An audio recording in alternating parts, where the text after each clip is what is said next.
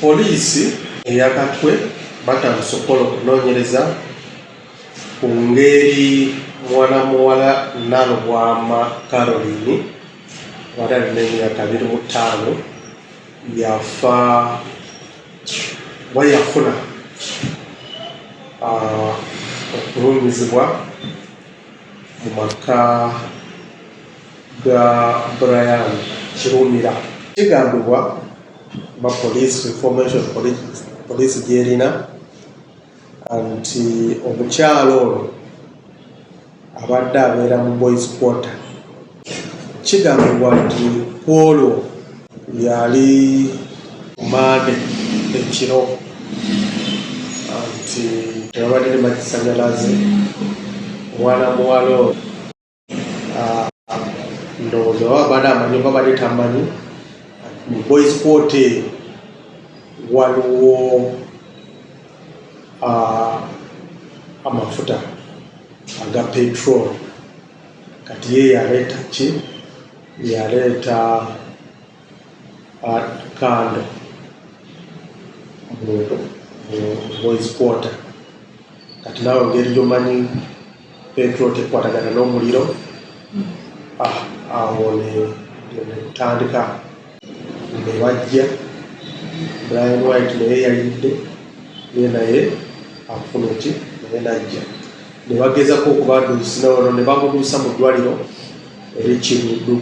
Oluvannyuma Nalubwama Caroline ono n'afa. Nga poliisi ne tugendayo ne tumugyayo ne tumutwala mu ggwanika-mulago nga twagala kufuna postmortem, okukola postmortem nga tukyalinda alipoota ekwinava postmortem ng'eraga ki. Naye okunoonyereza kutandise. John leero twazzeeyo kusiina eyo okwongera okukola okunoonyereza. Kituufu twasanze mu ruuma eyo ekuddewo jerikani y'amafuta ne beseni, waliwo beseni erimu mafuta aga petrol. Tukkirize tugaane, abantu bangi batukolera oba tubakolera ebintu ebyenjawulo mu mbeera ey'obwa sseruganda, okubeerawo noga nti gundi kwatayo kino gundi kankuyambeko wano. Not necessarily nti tuba twagala nabo batuyambe munda.